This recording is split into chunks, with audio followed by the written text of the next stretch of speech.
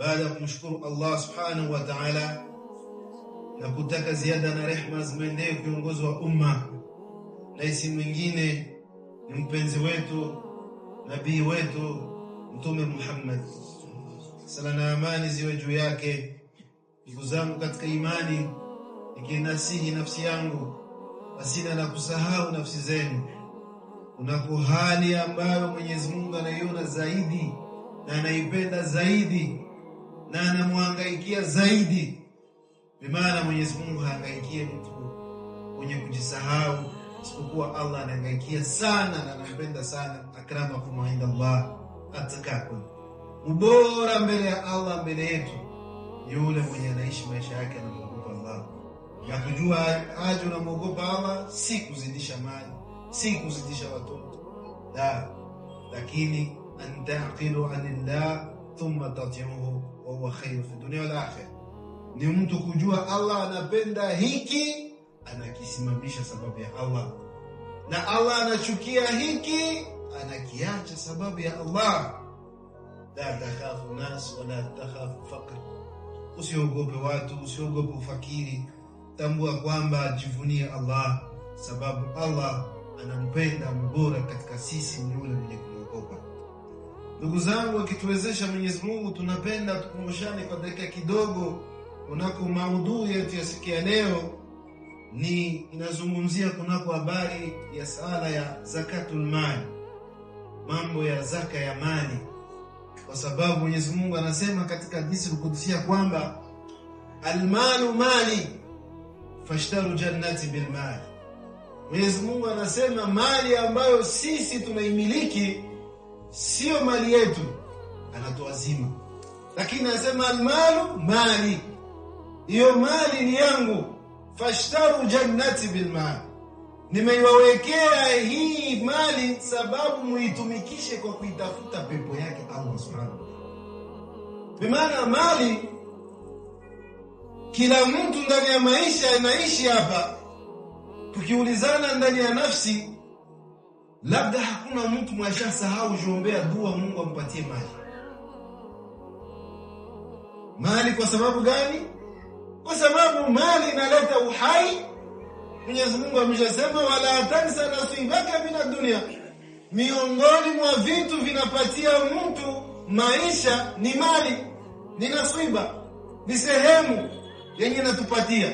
Sababu kama una mali una nyumba, kama una mali unamiliki gari, kama una mali unakula nyumbani, kama hauna mali unapata stress.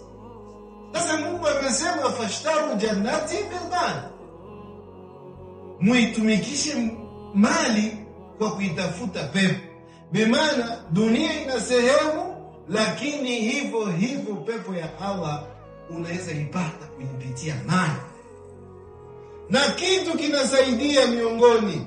Ndio maana katika nguzo ya Uislamu ziko 5, lakini ukiona zaka, Mtume Muhammad sallallahu alaihi wasallam katika kuifundisha, na Mwenyezi Mungu asema fawailun lilmushrikin.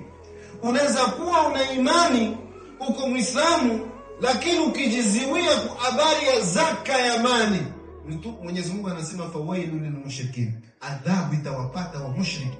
Miongoni mwa mushrikina, watu wasizani kama tu shirki ni kuabudu masanamu, shirki ni kukamata dawa, shirki ni kufanya hivi.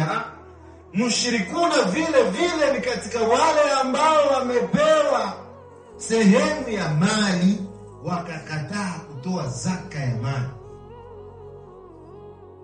Wala usiojua Mwenyezi Mungu, unasikia wanakuambia akipata kitu anabeba, wamwambie moya 10, moya hivi, wamfanyizie hivi. La, wameitosha ni mafunzo ya dini, sababu almal, mali hii ambayo tunaipata sisi, Mwenyezi Mungu ameanzia kutuonesha katika hii hadithi ya kwamba ni yake, lakini sisi tunakafilika kuzani ya kwamba tuitumikishe gisi ni yetu. Na kweli Uislamu, mali ni ya Mungu. Angalia miaka ambayo imetukutangulia mimi na wewe, ulikuwa na mali, ulikuwa hauna mali.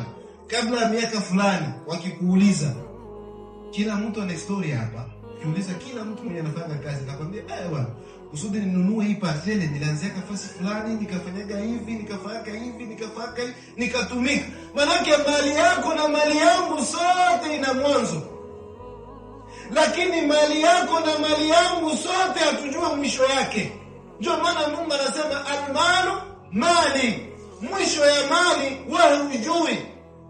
Wangapi kama wao na mimi walikuwa na mali na walikuwa na majina na walikuwa wanaheshimiwa, lakini mwisho ya mali hawakujua. Kuna watu wamemiliki manyumba, ulikuwa ukipita hii parcela wanakuambia fulani ana parcela hapa, fulani ana parcela, fulani ana parcela. Bimana mali ni yetu, Mungu anatupa, lakini ni yake. Lakini ule fulani wakati ametoka mdunia hakuenda na mali. Ndio maana Mungu anasema almalu mali. Mali ni yangu mimi na kulazima kwa kutafuta pepo. Lakini mali ukiiweka ndani ya roho, alafu unaweka imani nyuma, njoo unasahau fashtaru jannati bil mal. Unashindwa kununua pepo ya Allah kwa mali. Ndio maana Mungu anasema la yahsabanna alladhina yabkhaluna bima atahum Allah min fadli huwa khairul lahum bal huwa sharrul lahum sayutawafuna ma bakhilu bihi yawm al-qiyamah. Mwenyezi Mungu anasema attention, la yahsabanna, usihesabie wewe mwenye nimekupatia mali, yabkhaluna bima atahumullah, unafanya ushishe kwa ile mali yenye Mungu amekupa, unawazia ni kheri kwako. Mwenyezi Mungu anasema bal huwa sharrul lahum, waambie wakifanya ushishe kumali yao ni shari kwao. Sayutawafuna ma bakhilu bihi yawm al-qiyamah, sababu siku ya kiyama nitawasimamisha hawa kwa kuwauliza hii mali walifanyizia nini ubakhili kwa kuitafuta pepo ya Allah subhanahu wa ta'ala. Maana mali ukiipata hauna amri ya kufanya ubakhili kunako sheria na mambo ya Mwenyezi Mungu, ndio zaka. Tena kila mtu anapenda hali nzuri maisha. Wallahi wakituuliza mumadua zenye ushaomba mara mingi utasikia Mungu nitengenezee kazi, Mungu nikimbie, Mungu nipate biashara. Yote tunapenda ni mali, asi vibaya. Kwa sababu fashtaru jannati bil mal, tuinunue pepo kwa mali. Akhiri zaman kuna sahaba miongoni mwa walikuwa maswahaba alipata shida sana. Siku moja alikuwa anadiriki swala na katika msikiti, kila wakati akimaliza afanyage tasbih, maana yake astaghfirullah subhanallah afanyage. Akamaliza tu salamu anapita anakimbia, wanamuona anatoka anakimbia. Mpaka siku moja mtume akitaka amuulize, wewe mbona kila siku tukimaliza tu unakuwa unakimbia? Kila siku ukimaliza tu unakimbia, kila siku ukimaliza tu unakimbia. Akamwambia Rasulullah, siku yake mimi ndio napenda ni sababu hali ya ufakiri ya umaskini niko nayo. Hii kikwembe hii unaona najistiri nayo kwa kusali. Na kuaga nakimbilia kunyumba mke wangu naye asicheleweshe, asimamishe. Nabii wa Mungu, hii hali ya umaskini, hii hali ya ufedhuli, hii hali ya kuhangaika hivi, na kuomba unisaidie, niombee kwa Mungu anitoe katika ufakiri, anitoe katika umaskini. Akinitoa umaskini, ndakuwa wa kwanza wa kutoa sadaka, wa kutoa zaka, wa kufanya mambo ya dini kwa kutafuta pepo. Lakini na mimi nipate mali kidogo nyumbani, watu wakue sawa, nyumbani watoto mama nini nikuwe vizuri. Basi mtume aliona ile hali inaleta huzuni, inaleta wasiwasi, na haikukua kwa mtume akipandisha mikono Mwenyezi Mungu lazima ajipie nini dua yake. Huyo jamaa alikuwa anaita Sa'lab, wakimwombea dua, alikuwa na mfugo, akapata mfugo, mbuzi ilikuwa pale, dua ya mtume ikasaidia, utajiri wa mfugo ukazaa. Sa'lab akaanza pata mfugo, wakili yao wakaanza onekana. Sa'lab anaanza uzisha, anaanza ingiza mali. Sa'lab alikuwa anawahi msikitini.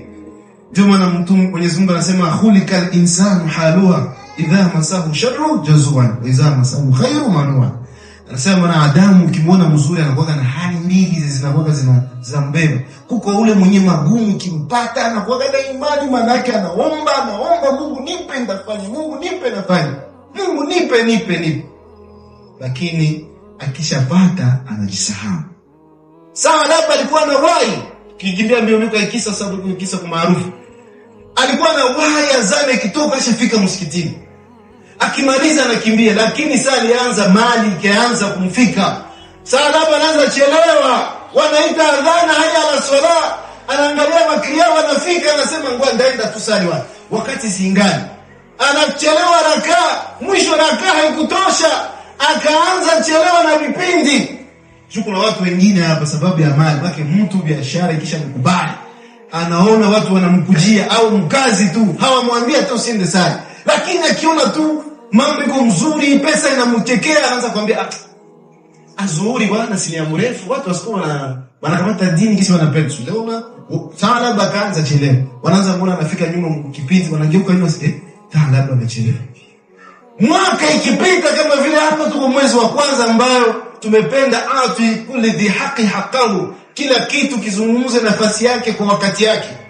Mwaka ikaisha, saa Mtume akaanza ona saa labda anachelewa, saa labda haonekani, saa labda anapotea. Akasema sasa mwaka imeisha, lazima tuangalie, tufanye bila ya wale ambao wanamiliki mali watoe zaka.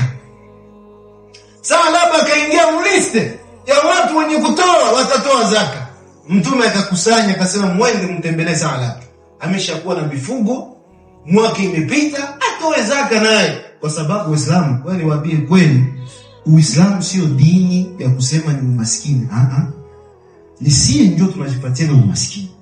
Lakini Mungu alipanga zakatul mali ilikuwa ni kuondoa, kwa sababu anasema innama sadaqatu lil fuqara wal masakin. Kwa sababu zaka ilipewa ni kuondoa umaskini. Lakini unajua vipi watu wanatetea umaskini? Huko mtu mwenye toka unasikia wanapanaka zaka, hakosei kulisi. Hatumikake. Maana akia kulomba zaka unampa mwaka, kisha nende nunua rasio, anakula siku moja inaishi. Na kila mwaka kisha wewe Uislamu unapenda umaskini. Zaka iliwekewa sababu miongoni mwetu siku umaskini, watu wote wafeni watumike.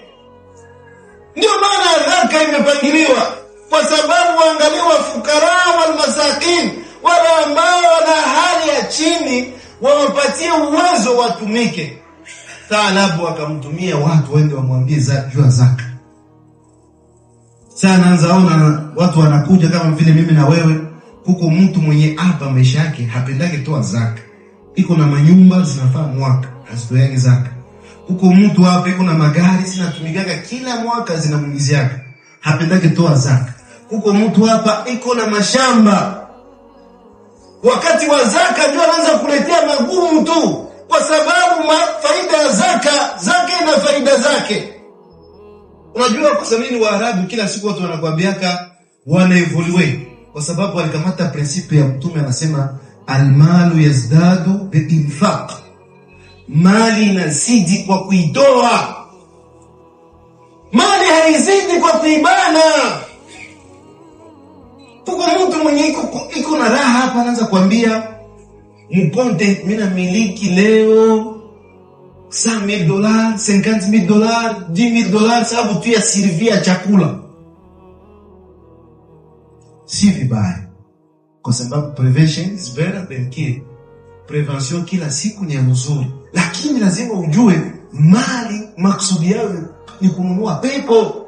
Thalaba alikataa, anaona watu wanamkujia. Sasa gisi mimi na wewe, kuko mtu mwenye akiona invitation ya l'État DGI, kwa leo tuko tunaona watu wanavala majile, akiona mtu wa jile anatetemeka, unaona msama mtu anasema mkubwa pardon, unaona hii siku anaanza anajikaza alipe, anaogopa mwanadamu. Lakini kuko mtu mwenye mwaka na miaka hatoweza. Sababu anaona Mungu anasema sawa, ukigia muona anasema unaona kama tunatafutia kama problem.